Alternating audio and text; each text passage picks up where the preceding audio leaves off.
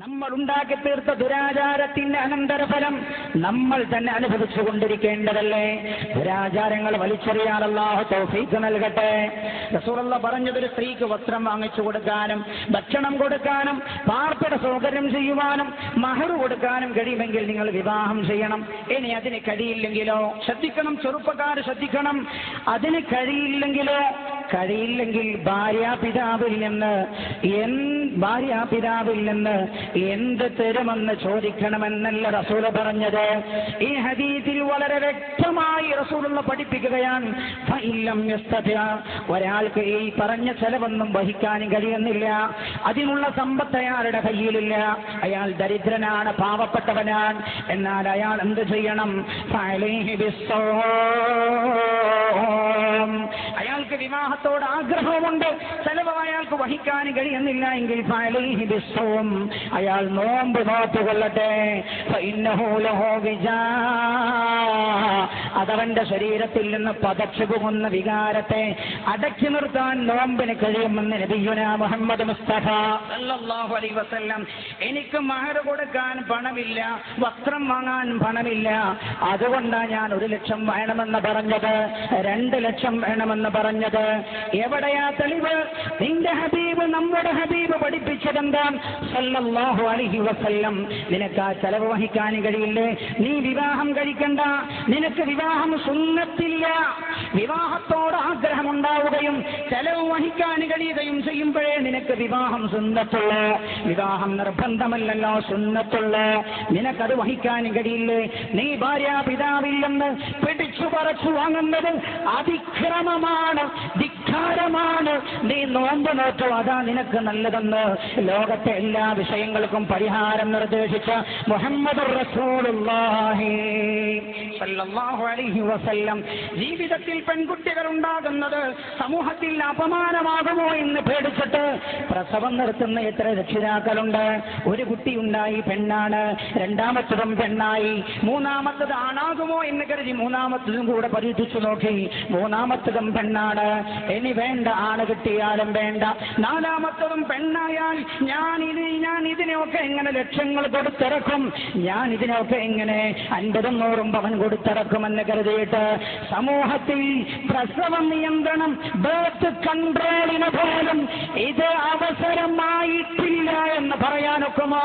സന്താനങ്ങൾ ധാരാളം ഉണ്ടാകണമെന്നല്ലേ ഹബീബായ റസൂലുള്ളാഹിന്റെ അധ്യാപനം സല്ലല്ലാഹു അലൈഹി വസല്ലം. നിങ്ങൾക്കറിയുമോ, ഞാനും നിങ്ങളും ജീവിക്കുന്നത് ഓരോ വർഷവും 3 ലക്ഷം പെൺ ഭ്രൂണഹത്യ നടക്കുന്ന നാട്ടിലാണ്. കേട്ടിട്ടില്ല നിങ്ങൾ? ഞാനും നിങ്ങളും താമസിക്കുന്നത്, ജീവിക്കുന്നത് ഓരോ വർഷവും 30,000 3 ലക്ഷം പെൺ ഭ്രൂണഹത്യ നടക്കുന്നുണ്ട്. ഗർഭത്തിലുള്ള പെൺകുട്ടി, ഗർഭത്തിലുള്ള ഭ്രൂണം പെണ്ണിന്റെ ഭ്രൂണമായതുകൊണ്ട് ജനിക്കാൻ പോകുന്ന കുട്ടി തന്റെ ജീവിതത്തിൽ ദാരിദ്ര്യമാകുമോ എന്ന് പേടിച്ചിട്ട് ഭ്രൂണഹത്യ നടത്തുകയാണ്. ഏറ്റവും പുതിയ കണക്കാണ് എന്റെ സഹോദരായത്. അതായത് സ്ത്രീ പെൺകുട്ടികൾ തന്റെ ജീവിതത്തിന് അപമാനമാകുമോ എന്ന് ആധുനിക ലോകത്ത് ഭയപ്പെട്ടുകൊണ്ടിരിക്കുന്ന ഒരു കാലഘട്ടം ഇത് തന്നെയായിരുന്നില്ലേ 14 നൂറ്റാണ്ടുകൾക്ക് മുമ്പ് ഹബീബായ നബിയുനാ മുഹമ്മദ് മുസ്തഫ സല്ലല്ലാഹു അലൈഹി വസല്ലം തങ്ങളുടെ കാലഘട്ടത്തിലും പെണ്ണ് ജനിച്ചു വീടുന്നത് അപമാനമായവർ കരുതിയിരുന്ന കാലഘട്ടമാണല്ലോ. അത് തന്നെയല്ലേ ഇന്നും ആ അവസ്ഥയിലേക്ക് തന്നെയല്ലേ പോകുന്നത്? അതുകൊണ്ട് ഞാൻ ഓർമ്മപ്പെടുത്തട്ടെ, ബാംഗ്ലൂരിന്റെയും തിരുവനന്തപുരത്തിന്റെയും അതേപോലെ എറണാകുളത്തെയും കണ്ണൂരിലെയും കാസർകോട്ടെയും ഹോസ്പിറ്റലുകൾക്ക് പിന്നിലുള്ള ചവറ്റുകുട്ടയിലേക്ക് നമ്മെപ്പോലെ മനുഷ്യരായി ജനിക്കേണ്ട, നമ്മളെപ്പോലെ ജീവിതമുണ്ടാകേണ്ട പാവപ്പെട്ട പിഞ്ചുകുട്ടികളുടെ ഭ്രൂണം വലിച്ചെറിയപ്പെടുന്ന അവസ്ഥയില്ലാതെയാക്കണോ? വിവാഹത്തിലെ സാമ്പത്തികമായ ഭാരം നമ്മൾ ഇറക്കി വെച്ചേ മതിയാവൂ. ഇന്നും പിതാക്കൾ കരഞ്ഞുകൊണ്ടിരിക്കുകയാണ്. എത്ര പെൺകുട്ടികളുടെ പിതാക്കളാ കരയുന്നത്? എന്തേ കാര്യം? എനിക്ക് 5 പെൺമക്കളായി പോയി. ആര് കൊടുത്തതാ? റബ്ബ് കൊടുത്തതല്ലേ. ആരുണ്ടാക്കി തീർത്തതാ ഈ കട്ടപ്പാട്? നമ്മളതുകൊണ്ട് ചെറുപ്പക്കാർ ഉണരേണ്ടതാണ്. അങ്ങനെ ഒരു മാതൃക ഹബീബായി നബിയുനാ മുഹമ്മദ് മുസ്തഫ സല്ലല്ലാഹു അലൈഹി വസല്ലം തങ്ങൾ പഠിപ്പിച്ചതായി എവിടെയും നമ്മൾ കാണുന്നില്ലല്ലോ. എന്തിനേറെ അല്ലാഹുവിന്റെ ഹബീബ് തന്റെ പ്രിയപ്പെട്ട രണ്ട് മക്കളെ വിവാഹം ചെയ്തു കൊടുത്തത് രണ്ട് രീതിയിലുള്ള ആളുകൾക്കായിരുന്നല്ലോ. ഒന്നാരാ സയ്യിദുനാ ഉസ്മാൻ ഇബ്നു അഫ്ഫാൻ റളിയല്ലാഹു അൻഹു. ഉസ്മാൻ ഇബ്നു അഫ്ഫാൻ റസൂലുള്ളാഹിന്റെ രണ്ട് മക്കളെ വിവാഹം ചെയ്തിട്ടുണ്ട്. ഒന്ന് റുഖയ്യയാണ് റളിയല്ലാഹു അൻഹ. റുഖയ്യ വഫാത്തായപ്പോൾ ഉമ്മു കുൽസൂമിനെയും വിവാഹം കഴിച്ചു. മഹാനായ ഉസ്മാൻ റളിയല്ലാഹു അൻഹു ആരാണ്? സമ്പന്നനാണല്ലോ. സമ്പത്ത് വിശുദ്ധ ഇസ്ലാമിനങ്ങ് കൊടുത്തിട്ട് സ്വർഗം വാങ്ങിയ ആളാണല്ലോ സയ്യിദുനാ ഉസ്മാൻ റളിയല്ലാഹു അൻഹു. ലികുല്ലി നബിയ്യിൻ റഫീഖുൻ ഫിൽ ജന്ന വറഫീഖി ഫിൽ ജന്നതി ഉസ്മാൻ. ഓരോ പ്രവാചകനും സ്വർഗത്തിൽ ഒരു കൂട്ടുകാരനുണ്ട്. സ്വർഗത്തിലെ എന്റെ കൂട്ടുകാരൻ ഉസ്മാനാണെന്ന് നബിയുനാ റസൂലുള്ളാഹി സല്ലല്ലാഹു അലൈഹി വസല്ലം ആ ഉസ്മാൻ റളിയല്ലാഹു അൻഹുവിന് രണ്ട് മകളെയും വിവാഹം ചെയ്തു കൊടുത്തപ്പോൾ രണ്ട് മക്കൾക്കും മഹർ വാങ്ങി എന്നല്ലാതെ ഒരു തുണ്ട് കാശ് പോലും റസൂലുള്ളാഹി ഉസ്മാൻ റളിയല്ലാഹു അൻഹുവിന് കൊടുത്തതിന് തെളിവില്ല. അപ്പൊ പറയാം റസൂലുള്ള പാവപ്പെട്ട ആളായതുകൊണ്ട്. എവിടെ പാവപ്പെട്ടയാൾ? റസൂലുള്ളാഹി അറേബ്യയുടെ അധിപനായിരുന്നില്ലേ? മഹാനായ പ്രവാചകൻ സല്ലല്ലാഹു അലൈഹി വസല്ലം തങ്ങൾ പറഞ്ഞാൽ കേൾക്കുന്ന ധനാഢ്യന്മാർ ഇട്ടപോലെ ഉണ്ടല്ലോ. റസൂലുള്ള അങ്ങനെ ആഗ്രഹമുണ്ടായിരുന്നതെങ്കിൽ നബിയുടെ വീട് നിറയെ സമ്പത്തിന്റെ കൂമ്പാരം കൊണ്ടുവന്ന് വിട്ടാനും കഴിയുന്നവരായിരുന്നില്ലേ റസൂലുള്ളാഹിന്റെ സ്വഹാബാക്കൾ? ആലോചിച്ചു നോക്കണ്ട സഹോദര. ഒരു മകൾക്ക് പോലും അല്ലാഹുവിന്റെ ഹബീബ് അല്ലെങ്കിൽ ഒരു പുതിയാപ്പിളക്ക് പോലും അല്ലാഹുവിന്റെ ഹബീബ് ഒരൊറപ്പിക കൊടുത്ത ചരിത്രമില്ല, വാങ്ങിയിട്ടുമില്ല. വിവാഹത്തോടെ ബന്ധമായി ചിന്തിച്ചു നോക്കൂ നിങ്ങൾ. സയ്യിദുനാ അലി റളിയല്ലാഹു അൻഹു രണ്ടാമത്തെ ആള് അലിയാണല്ലോ. അലി റളിയല്ലാഹു അൻഹു റസൂലുള്ള വിവാഹം ചെയ്തു കൊടുത്തതാരാ? മുസ്തഫ റസൂലുള്ളാഹിന്റെ കരളിന്റെ ഘട്ടത്തെയാണ് റസൂലുള്ള വിവാഹം ചെയ്തു കൊടുത്തത്. സയ്യിദുനാ അലി റളിയല്ലാഹു അൻഹുവിനെ ഫാത്തിമ ബീവിയെ. അലിയാണെങ്കിലോ നമ്മൾ നേരത്തെ പറഞ്ഞില്ലേ പാവപ്പെട്ടവനാണ്. പുല്ലെറിഞ്ഞുകൊണ്ട് ഉപജീവനം നടത്തുന്ന അലിയാണ്. അബൂ താലിബിന്റെ വീട്ടിൽ നിന്ന് റസൂലുള്ള അലി റളിയല്ലാഹു അൻഹുവിനെ ദത്തെടുത്ത് കൊണ്ടുവന്നതാണ്. എന്റെ അബൂ താലിബിന്റെ വീട് ദാരിദ്ര്യം നിറഞ്ഞ വീടായതുകൊണ്ട് ഈ അലി റളിയല്ലാഹു അൻഹു റസൂലുള്ളാഹിന്റെ സംരക്ഷണത്തിനാ ഉള്ളത്. വിവാഹം ചെയ്തു കൊടുക്കാനുള്ള കൽപ്പന വന്നപ്പോൾ റസൂലുള്ള അലിയെ വിളിച്ചു. സ്വഹാബത്ത് മുഖേന അറിയിച്ചു. അലി റളിയല്ലാഹു അൻഹു അറിഞ്ഞ പാടെ പറഞ്ഞു, റസൂലുള്ളാഹിന്റെ മകളെ വിവാഹം കഴിക്കാൻ എന്റെ കയ്യിൽ സ്വത്തില്ലല്ലോ, മഹർ കൊടുക്കാൻ പണമില്ലല്ലോ. ഇത് അലി റളിയല്ലാഹു അൻഹു പറഞ്ഞതറിഞ്ഞപ്പോൾ റസൂലുള്ളാഹി അലി റളിയല്ലാഹു അൻഹുവിനെ വിളിച്ചു. അലിയോട് ചോദിച്ചു, അലിയെ നിന്റെ കയ്യിലുള്ളതെന്താ? ഞാൻ തരാമെന്നല്ല പറഞ്ഞത്. സത്യത്തിൽ അലി റളിയല്ലാഹു അൻഹു ആണെങ്കിലോ റസൂലുള്ളാഹിന്റെ സംരക്ഷണത്തിലുള്ള ആളാണ് താനും. ഞാൻ തരാം അലിയെ എന്നല്ല പറഞ്ഞത്. ചെറുപ്പക്കാരെ നമ്മെ പഠിപ്പിക്കുകയാണ് ആര്? ലോകത്തിന്റെ ഒരു മുഹമ്മദുർ റസൂലുള്ളാഹി. ദുരാചാരത്തിനെതിരെയുള്ള അതിശക്തമായ കൊടുങ്കാറ്റുകളാവണം നമ്മൾ. റസൂലുള്ളാഹിന്റെ കീഴിലുള്ള അലി റളിയല്ലാഹു അൻഹുവിന് റസൂലുള്ള പണം കൊടുത്താൽ തന്നെ അത് ഉപ്പ ചെലവാക്കട്ടെ പകരമെന്നല്ലേ ലോകം മനസ്സിലാക്കൂ. എന്തോ എന്നറിയില്ല. അല്ലാഹുവിന്റെ ഹബീബ് അലിയോട് ചോദിക്കുകയാണ്, അലിയെ നിന്റെ കയ്യിലൊന്നുമില്ലേ എന്ന് ചോദിച്ചു. ഞാൻ തരാമെന്നല്ല, ഞാൻ ഇന്ന ആളോട് വാങ്ങിയിട്ട് തരാമെന്നല്ല, എന്റെ വക സ്ത്രീധനമാകട്ടെ എന്നല്ല. അപ്പൊ അലി റളിയല്ലാഹു അൻഹു പറഞ്ഞു, എന്റെ കയ്യിലൊന്നുമില്ല. അല്ലാഹുവിന്റെ ഹബീബ് ചോദിച്ചു, ഒന്നുമില്ല അലിയെ? റളിയല്ലാഹു അൻഹു അലി റളിയല്ലാഹു അൻഹു പറഞ്ഞു, മൂന്ന് സാധനമേ എന്റെ കയ്യിലുള്ളൂ. എന്തൊക്കെയാണെന്ന് ചോദിച്ചു. ഒന്ന് ദുൽഫുഖാർ എന്ന വാളാണ്, മറ്റൊന്ന് കുതിരയാൻ നബിയെ, മറ്റൊന്ന് പരിചയാൻ റസൂൽ. ഇത് മൂന്നും എനിക്ക് അല്ലാഹുവിന്റെ ദീനിന്റെ സംരക്ഷണത്തിന് ആവശ്യമാണ് താനും. ശത്രുക്കൾ പാഞ്ഞെടുക്കുമ്പോൾ അവരോട് പ്രതിരോധിക്കാൻ ആവശ്യമാണ് താനും. അല്ലാഹുവിന്റെ ഹബീബ് നബിയുനാ മുഹമ്മദ് മുസ്തഫ സല്ലല്ലാഹു അലൈഹി വസല്ലം. ശ്രദ്ധിക്കൂ നിങ്ങൾ, യുദ്ധത്തിന് ആവശ്യമാണിത്. മദീന എപ്പോഴും ശത്രുക്കൾ ആക്രമിക്കാൻ സാധ്യതയുണ്ട്. പ്രത്യേകിച്ച് ബദർ കഴിഞ്ഞതാണല്ലോ. ബദറിൽ അവർ തോറ്റോടിയതാണ്. ഇത് മൂന്നും അനിവാര്യമായൊരു ഘട്ടമാണ്. റസൂലുള്ളാഹി അപ്പോൾ അലിയോട് പറഞ്ഞത്, എന്നാൽ എന്റെ മകൾക്ക് കൊടുക്കാനുള്ള മഹറിനും കല്യാണത്തിനുള്ള പണം ഞാൻ തരാമെന്നല്ല. അലിയേ, വാള് വിൽക്കണ്ട അലി, അവിടെ നിന്നോട്ടെ. വാള് യുദ്ധത്തിന് ആവശ്യമാണ്. ഒട്ടകത്തെ വിൽക്കണ്ട അലി, അതും യുദ്ധത്തിന് ആവശ്യമാണ്. അലിയേ, നിങ്ങളുടെ പരിച താൽക്കാലികമായി വിൽക്കുക അലിയേ.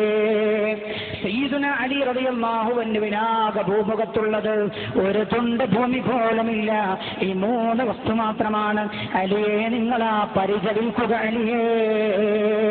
അലി റളിയല്ലാഹു അൻഹുവിനോട് അലി റളിയല്ലാഹു അൻഹു ആ പരിച വിറ്റു. വിൽക്കാൻ സഹായിച്ചത് ഉസ്മാൻ റളിയല്ലാഹു അൻഹു. സയ്യിദുനാ ഉസ്മാൻ റളിയല്ലാഹു അൻഹു വലിയ പണം കൊടുത്തിട്ട് ആ പരിച വാങ്ങി. 480 മിസ്കാൽ വെള്ളിക്കായിരുന്നു വാങ്ങിയത്. അതിൽ 400 മിസ്കാൽ റസൂലുള്ളാഹിന്റെ മകൾക്ക് ശ്രദ്ധിക്കണമേ, സയ്യിദത്തു നിസാഇ അഹ്ലിൽ ജന്ന, സ്വർഗത്തിന്റെ സ്ത്രീകളുടെ നേതാവിന്റെ വിവാഹത്തെ കുറിച്ചാണ് ഞാൻ പറയുന്നത്. ആരുടെ വിവാഹത്തെ കുറിച്ചാണെന്നറിയുമോ? സയ്യിദ് ശബാബി അഹ്ലിൽ ജന്ന, സ്വർഗത്തിലെ ചെറുപ്പക്കാരുടെ നേതാവിന്റെ വിവാഹത്തെ കുറിച്ചാണ് ഞാൻ പറയുന്നത്. ലക്ഷക്കണക്കിന് വാങ്ങിക്കൂട്ടിയിട്ട് കൊടുക്കാത്ത ഭാര്യ വീട്ടുകാരെയും ഭാര്യയും പീഡിപ്പിക്കുന്ന ക്രൂരന്മാരുടെ നേതാവിനെ കുറിച്ചല്ല, പിന്നെ ആരെ കുറിച്ചാ പറയുന്നതെന്നറിയുമോ? സയ്യിദുന അലി, നേർവഴിക്ക് ചിന്തിക്കുന്ന നല്ലവരായ ചെറുപ്പക്കാരുടെ നേതാവ് സയ്യിദുന അലി റളിയല്ലാഹു അൻഹു. റസൂലുള്ളാഹി പറഞ്ഞല്ലോ, ഖൈബറിന്റെ ദിവസം യുദ്ധം കൊടുമ്പിരി കൊണ്ടു, യുദ്ധം ഒരിക്കലും വിജയിക്കുന്നേ ഇല്ല, പരാജയത്തിലാണ്. അവസാനം മുത്തനബി പറഞ്ഞല്ലോ സഹാബാക്കളോട്, സഹാബ, നാളെ പ്രഭാതം പുലർന്നാൽ ഞാൻ ഈ പതാക ഒരാളുടെ കയ്യിൽ കൊടുക്കും, അയാൾ മുഖേന ഖൈബർ അല്ലാഹു വിജയിപ്പിച്ചു തരുമെന്ന് സയ്യിദുനാ റസൂലുള്ളാഹി സല്ലല്ലാഹു അലൈഹി വസല്ലം ആ പതാക റസൂലുള്ളാഹി കൊടുത്തത് അലി റളിയല്ലാഹു അൻഹുവിന്റെ കയ്യിലാ. ആ അലി റളിയല്ലാഹു അൻഹുവിനോട് വിൽപ്പിച്ചിട്ട് 400 മിസ്കാൽ വെള്ളി ഫാത്തിമാക്ക് മഹറായി കൊടുക്കാൻ പറഞ്ഞു റളിയല്ലാഹു അൻഹ. പിന്നെ ഉള്ളത് 80 വെള്ളിയാണ്, 80 മിസ്കാൽ വെള്ളിയാണ്. ശ്രദ്ധിക്കണം, ഈ 80 മിസ്കാൽ വെള്ളി റസൂലുള്ളാഹി അലി റളിയല്ലാഹു അൻഹുവിന്റെ കയ്യിൽ നിന്ന് ഇങ്ങ് വാങ്ങി. ഭാര്യയ്ക്ക് ചെലവ് അങ്ങോട്ടാണ് കൊടുക്കേണ്ടത്, ഭാര്യയിൽ നിന്ന് ഇങ്ങോട്ട് പിഴുതു വാങ്ങുകയല്ല ചെയ്യേണ്ടത്. അലിയുടെ കയ്യിൽ നിന്ന് 80 വാങ്ങിയിട്ട് ബിലാൽ റളിയല്ലാഹു അൻഹുവിന്റെ കയ്യിൽ കൊടുത്തിട്ട് പറഞ്ഞു, ബിലാലെ, ഫാത്തിമാക്ക് ആവശ്യമായ റളിയല്ലാഹു അൻഹുമാ വസ്ത്രം വാങ്ങിയിട്ട് വരൂ ബിലാലെ, അത്തർ വാങ്ങിയിട്ട് വരൂ ബിലാലെ. എത്ര ലളിതമാണ് വിവാഹം. ഇവിടെ ആരും ബോധം കെട്ട് വീഴേണ്ടതില്ല, നാളത്തെ അവസ്ഥ ആലോചിച്ച് ബേജാറാകേണ്ടതില്ല, കരയേണ്ടതില്ല. ഇതാണ് മുത്തനബി സല്ലല്ലാഹു അലൈഹി വസല്ലം തങ്ങളുടെ മാതൃക. മഹാന്മാരായ പണ്ഡിതന്മാർ രേഖപ്പെടുത്തുകയാണ്. അതുകൊണ്ട് ഇന്ന് പാവപ്പെട്ട പെൺകുട്ടികളുടെ കണ്ണുനീരായി മാറുന്ന ഒന്നാണ് സ്ത്രീധനം. സ്ത്രീധനത്തിനെതിരെ കൊടുങ്കാറ്റ് പോലെ ആഞ്ഞടിക്കേണ്ടത് റസൂലുള്ളാഹിന്റെ പിന്നിൽ ഉറച്ചു നിൽക്കുന്ന യുവതയുടെ ധർമ്മമാണ്. ചെറുപ്പക്കാരെ, നിങ്ങളുടെ ധർമ്മമാണെന്ന് ഞാൻ ഓർമ്മപ്പെടുത്തുന്നു. മഹാന്മാരായ പണ്ഡിതന്മാർ രേഖപ്പെടുത്തുകയാണ്, സ്ത്രീധനം ചോദിക്കുന്നതിനെ കുറിച്ച്, സമ്പത്ത് ആവശ്യപ്പെടുന്നതിനെ കുറിച്ച് വേറെ ചില ആളുകളുണ്ട്. അതും കൂടെ ഞാൻ കൂട്ടത്തിൽ പറയാൻ ആഗ്രഹിക്കുന്നു. വിശാലമായി പരത്തി പറയാൻ മാത്രമുള്ള സമയം നമ്മുടെ മുമ്പിലില്ല കാലം. വേറെ ചില ആളുകളുണ്ട്, പണം ചോദിക്കൽ മാത്രമാണ് തെറ്റ് എന്ന് മനസ്സിലാക്കിയ ആളുകളുണ്ട്. അവരെന്താ പറയാ?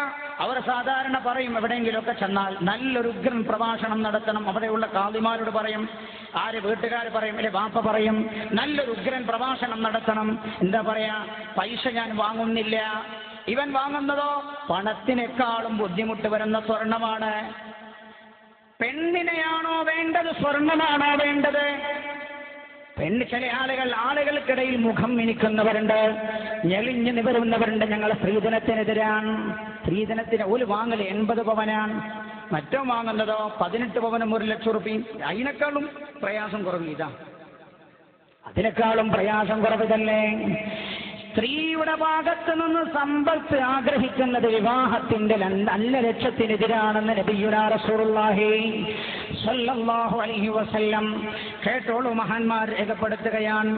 ഇഹ്യാ ഉലൂമുദ്ദീൻ ഇമാം ഗസ്സാലി, ഈ സമുദായത്തിന്റെ ക്രാന്തദർശിയായ ഹുജ്ജത്തുല്ലാഹ്, അല്ലാഹുവിന്റെ ലക്ഷ്യമെന്ന് പുകഴ് കൊണ്ട ഇമാം ഗസ്സാലി റഹ്മത്തുള്ളാഹി അലൈഹി ഇഹ്യാ ഉലൂമുദ്ദീനിൽ കല്യാണം കഴിക്കുന്ന കാര്യത്തെക്കുറിച്ച് വിശദീകരിക്കുന്ന ബാബുൻ നിക്കാഹ് പറയുന്നു,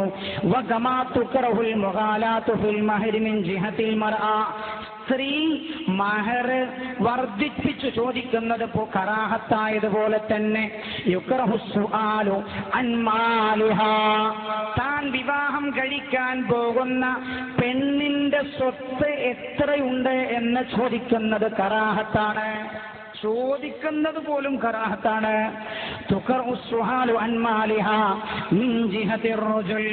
പുരുഷൻ അത് ചോദിക്കുന്നത് കറാഹത്താണ്. ഏത്?